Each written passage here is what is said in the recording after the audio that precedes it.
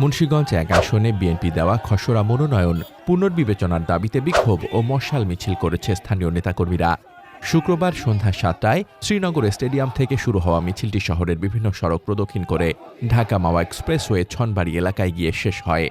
মশাল হাতে নেতাকর্মীরা খসড়া মনোনয়ন বাতিল করো, ত্যাগী নেতার সঠিক মূল্য দাও, এমন নানা স্লোগানে এলাকাব্যাপী বিক্ষোভ প্রদর্শন করেন। বিক্ষোভ মিছিলে উপস্থিত ছিলেন শ্রীনগর ইউনিয়ন পরিষদ চেয়ারম্যান তাজুল ইসলাম, মুন্সিগঞ্জ জেলা বিএনপির আহ্বায়ক সদস্য দেলোয়ার হোসেন, আওলাদ হোসেন উজ্জ্বল ও জসিম মোল্লা সহ বিএনপি ও অঙ্গ সংগঠনের নেতাকর্মীরা। এ সময় বিক্ষোভকারীরা অভিযোগ করে বলেন, দীর্ঘদিন বিএনপির রাজনীতিতে নিষ্ঠার সঙ্গে কাজ করা ত্যাগী নেতাদের মূল্যায়ন না করে আমলে নেওয়া হয়েছে সুবিধাভোগীদের। খসড়া মনোনয়ন থেকে শেখ মোহাম্মদ আবদুল্লাহর নাম প্রত্যাহার করে যোগ্য ও গ্রহণযোগ্য প্রার্থীকে মনোনয়ন দিতে হবে। উল্লেখ্য, সম্প্রতি ঘোষিত খসড়া তালিকায় সিরাজদিখান উপজেলা বিএনপির সভাপতি শেখ মোহাম্মদ আবদুল্লাহকে মুন্সিগঞ্জ ১ আসনে দলের প্রার্থী হিসেবে খসড়া মনোনয়ন দেওয়া হয়।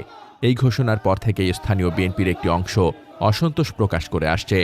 বিক্ষোভের কারণে সন্ধ্যায় শ্রীনগর ছনবাড়ি বাজার এলাকায় কিছু সময় যানবাহন চলাচলেও ধীরগতি লক্ষ্য করা যায়।